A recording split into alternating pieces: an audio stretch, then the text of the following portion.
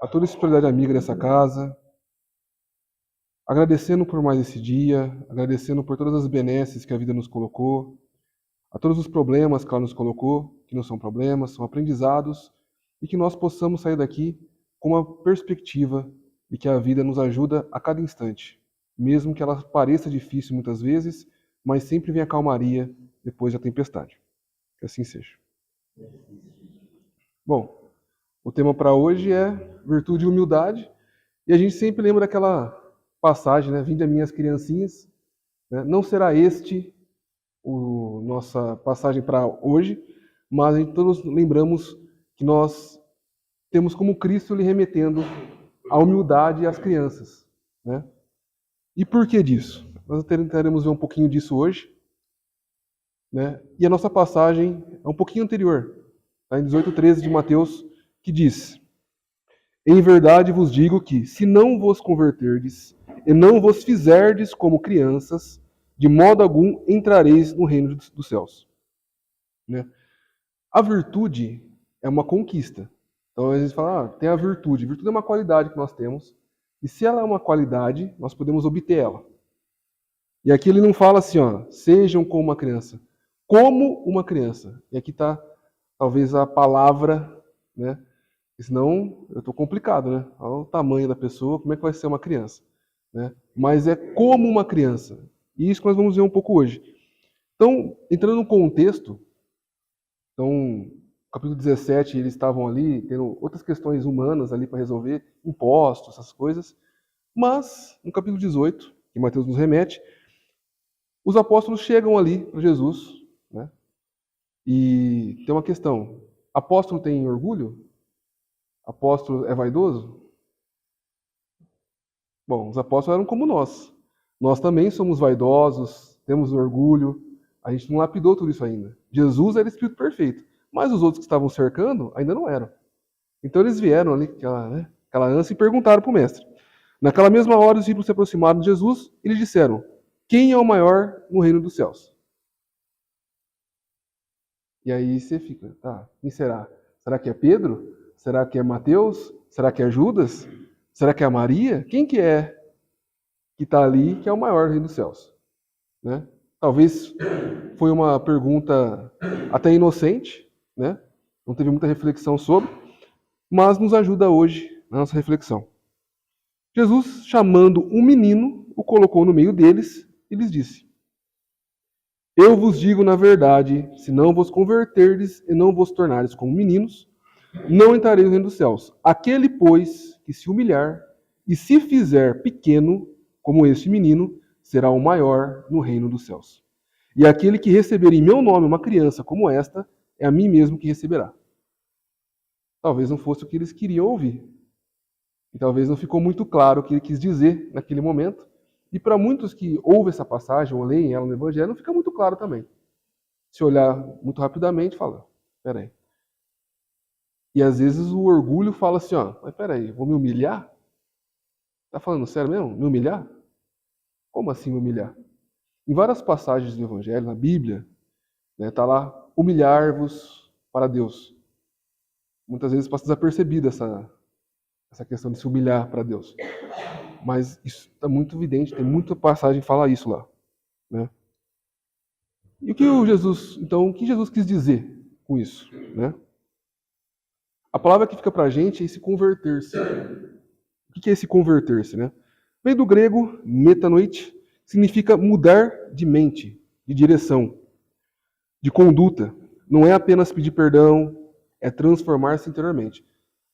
Muitos que aqui vêm fazer palestra vão usar o termo reforma íntima. Né? Reforma é o quê? É transformar, é mudar a nossa conduta, não é mesmo? Então é transformar o interior de forma verdadeira e não de mera confissão de erros. A gente pode reconhecer que nós erramos. Ah, eu erro, eu cometi um erro, um equívoco, eu não estou agindo de maneira correta. Tudo bem. Isso determina que nós temos conhecimento para sabermos que nós estamos errando. Já é um bom passo. Intelectualmente nós estamos evoluindo.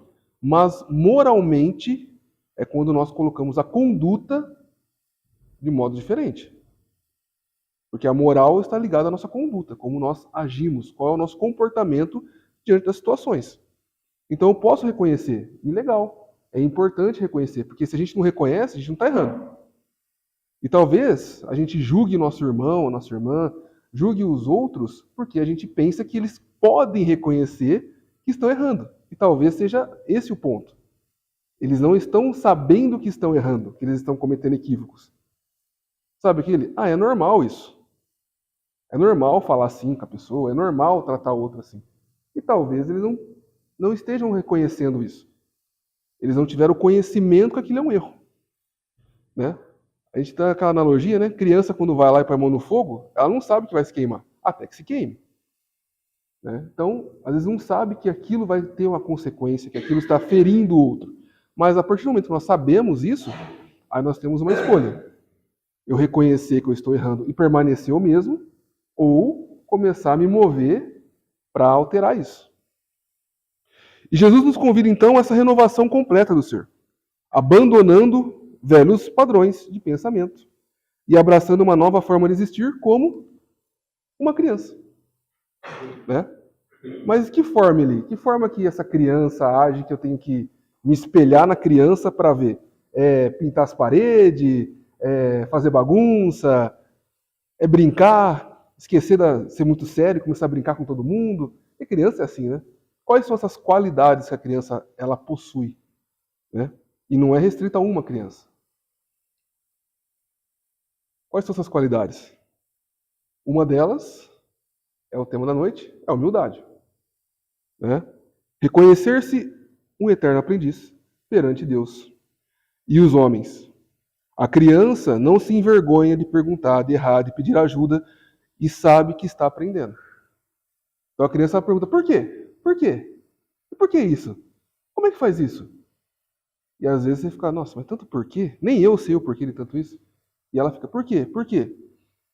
E às vezes nós não temos essa mesma espontaneidade que a criança tem.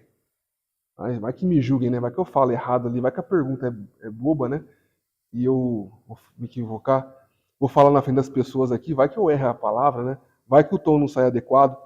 Então a gente se limita porque a gente não tem, talvez, eu não vou falar que eu não tenho, humildade. Lembre que tudo que eu falar aqui não é pessoal não, tá, pessoal? Outra questão que as crianças têm é simplicidade.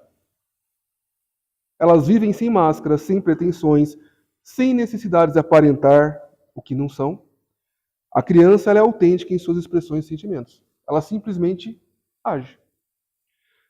E ela tem uma confiança, ela entrega totalmente ao Pai amoroso, a Deus. Não duvida do amparo divino, não teme amanhã, vive o presente com fé serena. A criança ela coloca plenamente nos seus pais, por exemplo, que ela vai ter comida quando chegar em casa, que ela vai ter roupa para vestir. Ela não fica pensando, será que quando eu chegar em casa minha mãe vai fazer comida para mim? Será que eu vou ter um teto? Não, simplesmente quando ela reconhece como gente, ela já tem as coisas ali e ela entende que ela vai continuar tendo essas coisas. Que ela vai continuar tendo comida, que ela vai continuar tendo... Né? Então, é uma plena confiança naqueles que estão ali organizando a sua vida. E quem organiza a nossa é Deus. Outra coisa é a sinceridade, que às vezes nós cometemos uma sinceridade inequívoca que fere. Mas não é essa a sinceridade das crianças. É dizer o que pensa sem malícia, com transparência e autenticidade. A criança não conhece a duplicidade, nem a hipocrisia, expressando-se com pureza de intenções. Então, diferente da sinceridade que fere, que magoa, a criança ela não tem essa sinceridade. A sinceridade que às vezes até, sem saber, ela acaba ferindo alguém e tal, uma brincadeira, mas é autêntico, é sincero e é puro mesmo. É o perdão fácil. É esquecer as ofensas rapidamente, não alimentar rancores. A criança não guarda mágoas. Reconcilia-se com facilidade e segue adiante sem carregar o peso do ressentimento. Sabe? Tá brincando, caiu, de repente, brigou. É mais fácil os pais ficarem brigando porque o seu filho isso, meu filho isso, a sua filha isso, minha filha isso, do que as crianças. Em 5 minutos elas levantam e continuam a brincar como se nada tivesse acontecido. Diferente de nós, que às vezes carregamos mágoas e rancores por mais de 10, 15, 20 anos, ou até mesmo encarnações sequentes. E o desapego. Elas não se apegam aos bens materiais, títulos, posições sociais. As crianças valorizam o momento presente, as relações e as experiências, e não as posses e os status, como nós, agora já adultos, talvez o façamos, né? Então a criança, ela vem nos dar essa forma de renovação, né, para o espírito. Então, essas qualidades que a criança tem, se nós colocarmos em nós, ela trará essa renovação que nós possamos fazer, nosso modo de agir, né?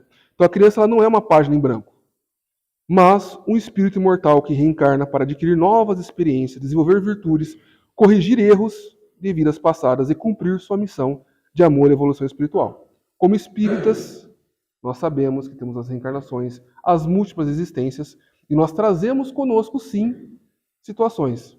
Então é importante frisar que para as crianças reencarnadas, né, temos até um número aí, dizem que até os 7 anos aproximadamente, as crianças têm mais suscetibilidade a novas informações e comportamentos. Aí a responsabilidade dos pais trazerem para as crianças comportamentos adequados, até mesmo religiosos, nessa primeira parte da infância, porque é ali que está se construindo novos parâmetros para o espírito que ali está, né? Mas sim, não é um espírito ali em branco, ele traz sim suas tendências e as suas convicções de N vidas. E o espírito da criança tem maior facilidade para receber impressões e aperfeiçoar-se, né? Como está na questão 383. É como o barro mole nas mãos do oleiro, moldável e receptivo. Ou seja, vai moldando-se ali, né? Aí eu faço uma pergunta agora para todos, para reflexão, né? Quem quiser responder, faça isso mentalmente, talvez. Mas, perguntemos-nos, ainda somos moldáveis ou nos tornamos pedra? Nós conseguimos ser flexíveis com novas informações, com novas situações? Ou nós, não, eu sou assim, acabou e agora eu vou seguir para sempre assim, né? E aí eu trago um contraponto, porque falar da virtude, nós temos sempre um defeito equivalente àquela virtude. E também no Evangelho, nós temos N passagens que vai falar sobre o homem velho, né? E Paulo, em Efésios, vai dizer: quanto à antiga maneira de viver, dispam-se do velho homem que se corrompem por desejos enganosos. E aí teremos outras N passagens falando do homem velho, que é esse comportamento que nós trazemos conosco de nossas múltiplas vidas. Tem outra passagem de Colossenses, que Paulo nos diz o seguinte: se fosses ressuscitados com Cristo, buscai as coisas que são de cima, onde Cristo está assentado à destra de Deus, à direita de Deus. Pensai nas coisas que são de cima e não nas que são da terra. E aqui a gente talvez, podemos interpretar, e eu não posso afirmar, né, como a reencarnação e nossa oportunidade aqui está. E buscarmos vivermos mais para o espírito do que para a terra, o mundo, né? Mas, se nós formos muito severos conosco, presos aos velhos hábitos, nós conseguimos atingir esse nível de consciência, de conscientização? Fica para reflexão também.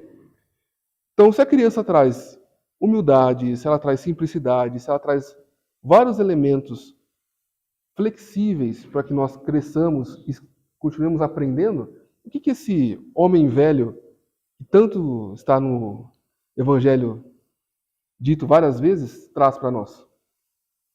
Vai trazer o orgulho intelectual. E aqui eu faço um parênteses, tá? Por que está frisado o orgulho intelectual? Há outros tipos de orgulho? Há outros tipos de orgulho e eu vou fazer uma frisadinha na palavra orgulho, porque nós espíritas às vezes criamos um dogma em cima do orgulho e do egoísmo, porque está escrito que são as duas chagas da humanidade e são as duas pedras que nos impedem de prosseguir no progresso. Tudo bem. Mas tem o orgulho bom? A palavra orgulho remete a outras coisas. Então, o orgulho que traz dignidade, altivez, ou mesmo satisfação, ou admiração, não é desse orgulho que eu estou falando, tá? Então, a mãe que se sente orgulhosa do filho, não é desse orgulho que eu estou falando. Estou falando do orgulho, aquele orgulho que é nocivo, que é perigoso, aquele orgulho que impede-nos de prosseguir. Tudo bem? Seguimos. Então, um orgulho intelectual, que é a presunção de saber mais que os outros. fechando o seu aprendizado e desprezando opiniões alheias. E aí temos uma vaidade espiritual advindo desse orgulho e de ostentar conhecimento doutrinário ou posição mediúnica como troféu pessoal. Né? Não estou dizendo que aqui tem alguém assim, mas é bom nós nos atentarmos a isso. Porque, como estamos num ambiente espírita, religioso, temos vaidades que advêm desse aspecto. Também temos a teimosia. Né? O homem velho é teimoso. Eu sempre fiz assim, como você quer falar para me fazer de forma diferente? É teimoso. Apegar-se às próprias ideias, mesmo diante de evidências contrárias, recusando-se a mudar. E isso impede, por exemplo, do perdão. E quem não perdoa, cria-se rancor. Então, esse rancor, ele alimenta mágoas antigas, cultivando ressentimentos que envenenam a alma e impedem o perdão. Então, o homem velho, ele não é como uma criança que perdoa fácil, perdoa rápido. Não. Ele tem uma lista de coisas que a pessoa fez e não vai perdoar. Não, porque você fez isso. A criança nem lembra o que você fez.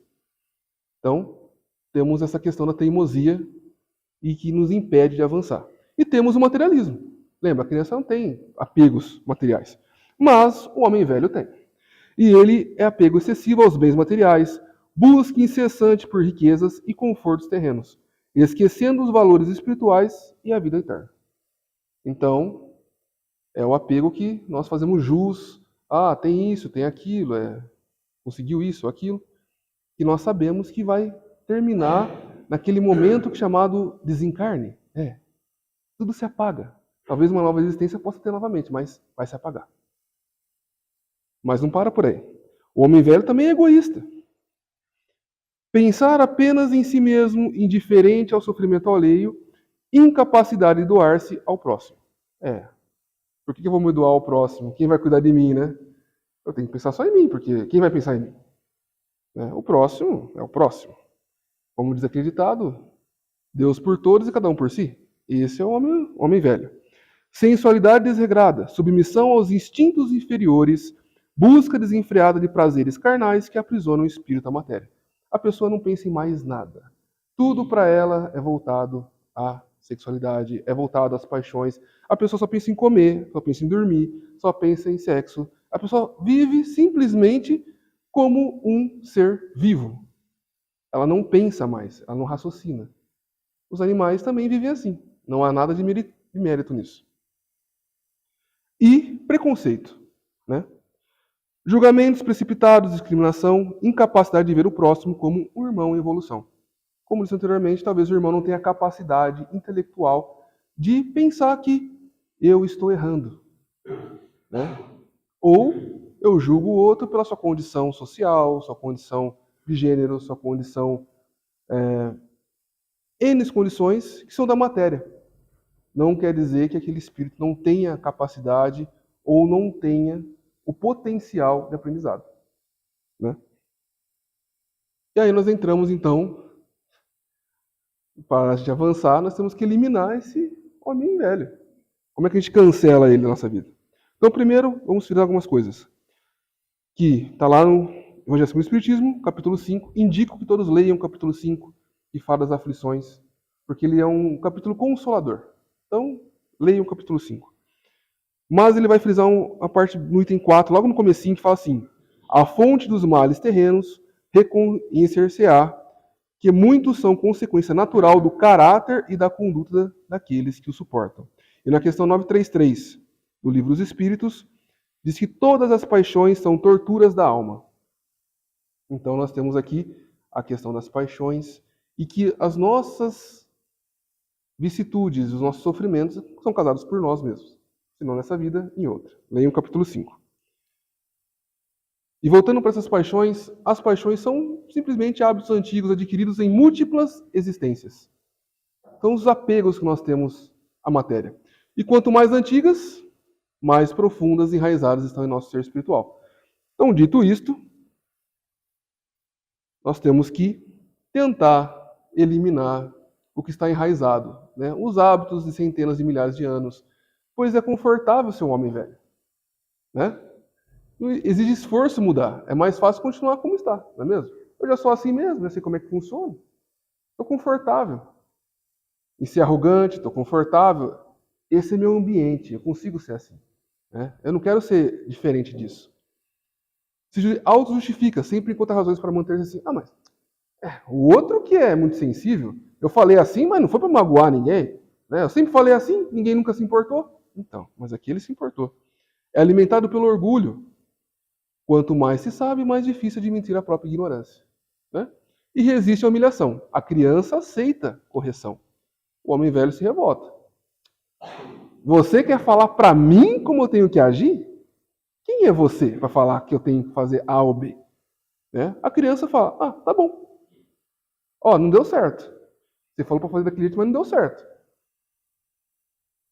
Agora, eu fazer diferente? Não, sempre fiz assim, não vou fazer diferente. Então, nós chegamos a um outro orgulho, que é o orgulho espiritual. Né? Quem a si mesmo se exaltar será humilhado, e quem a si mesmo se humilhar será exaltado. Mateus 23, 12. Mas nós trazemos isso para a vida espiritual nossa, para nossas condutas, até mesmo nosso âmbito religioso. Né? É quase que a gente não quer se submeter, se rebaixar. Assim, né? Mas lembremos que o Cristo serviu. E às vezes nós temos um pouco de receio em servir. Né? Então, pensando nisso, o homem velho se manifesta também no ambiente religioso. No ambiente espírita também se manifesta. De que forma, então, ele vai se manifestar? Talvez nós possamos nos aperceber nisso, tá? O doutrinador intolerante quer converter à força, esquecendo de cada um tem seu tempo. Né? O crítico implacável, que julga os outros pelas regras que ele mesmo não cumpre. O sabitudo espiritual, que não admite dúvidas, não aceita aprendizados. O competidor mediúnico, quer ser o maior, o melhor e o mais iluminado. Então, se nós temos algum tipo dessas questões, talvez não nos apercebemos, né? Talvez nós vamos criticar alguém ou julgar, mas entenda, primeiro a gente tem que perceber que nós estamos agindo desse modo. Se nós não percebemos, nós estamos errando e segue. A vida nos dá oportunidade de perceber, né? Isso. E aí nós chegamos agora numa segunda parte, terceira parte, que é o confronto na prática. Né? Se nós temos a criança de um lado e temos o homem velho do outro, talvez o que eu falei ficou meio disperso, né? Porque eu falei de um, depois falei do outro. Então, se a gente vê os dois juntos e na prática, né? Diante da correção, a criança ela aceita, ela pede desculpas, ela aprende com o erro. Já o homem velho, enraizado, ele ofende, se justifica, se repete o mesmo erro. Ele não aceita mudar. Na posição social, a criança briga com todo mundo, não faz distinção, não se importa com títulos ou status. Já o homem velho, ele vai buscar reconhecimento, tratar as pessoas segundo a sua utilidade. Né? Então, nós percebemos aqui que temos um exemplo de humildade na criança e de orgulho nesse dito homem velho, que são as nossas tendências que nós trazemos conosco e seguimos para a vida. Muito mais voltada para a vida material. E diante do conhecimento? A criança ela pergunta, ela traz curiosidade genuína, admite não saber, aprende com alegria de qualquer pessoa. Já o homem velho, ele ama com interesse e condições, perdoa tarde ou nunca e desconfia de todos. E eu acho que repetiu ali. O homem velho não pergunta para ninguém, tá? Ele sabe tudo, tudo ele já sabe, ele já conhece, então ele não faz questão de aprender nada novo. E no amor, a criança ela ama incondicionalmente, perdoa instantaneamente e confia sem reservas, né? Então, nós chegamos num ponto que é, como que eu deixo esse homem velho para trás para renascer como uma criança, como sugeriu Jesus Cristo para nós? Se nós quisermos o reino dos céus, né? A gente também pode não querer também. Tá tranquilo, ninguém obriga, né? Deus não obriga ninguém a fazer nada. Ele sugere, ele nos indica que é bom seguir assim. Então, primeiro, o Trino Espírito nos ajuda nisso. Um exame de consciência, questão 900, Livro dos Espíritos. Reserve momentos para a autoavaliação sincera. Pergunte-se, fui humilde hoje? Magoei alguém? O que eu faria diferente? Coisa simples. Talvez a gente não esteja nos indagando sobre isso na nossa vida. Oração como alimento da alma. Ore com confiança, fervor, como a criança que fala ao Pai. Talvez foi uma sugestão feliz quando Jesus nos ensinou a falar com Deus como falar com o Pai, né? O Abba. A prece não é ritual vazio, mas uma comunhão íntima com Deus, que fortalece e renova o espírito. Prática no bem, sem esperar recompensas. Faça o bem com alegria natural, sem calcular retornos. A criança ajuda espontaneamente, sem contabilizar favores. Assim deve ser a nossa caridade, né? E dá para saber se a gente fez isso assim ou não? O nosso íntimo vai saber. Mas praticar já leva a ajuda. Lembre-se, uma virtude ela é conquistada. Então, quanto mais se pratica, mais ela se torna parte de nós. Aceitação das provas com resignação. Ah, ele vai ter prova na vida? Vai. O mundo aqui é de provas e expiações. Terá provas. E haverá expiações também. Ver as dificuldades com remédios amargos que curam a alma. Aceitar as provocações com fé e reconhecendo-as como oportunidades de crescimento e purificação. Então, a vida nos dá oportunidades. Se assim a gente quiser, ela vai nos atender nesse quesito.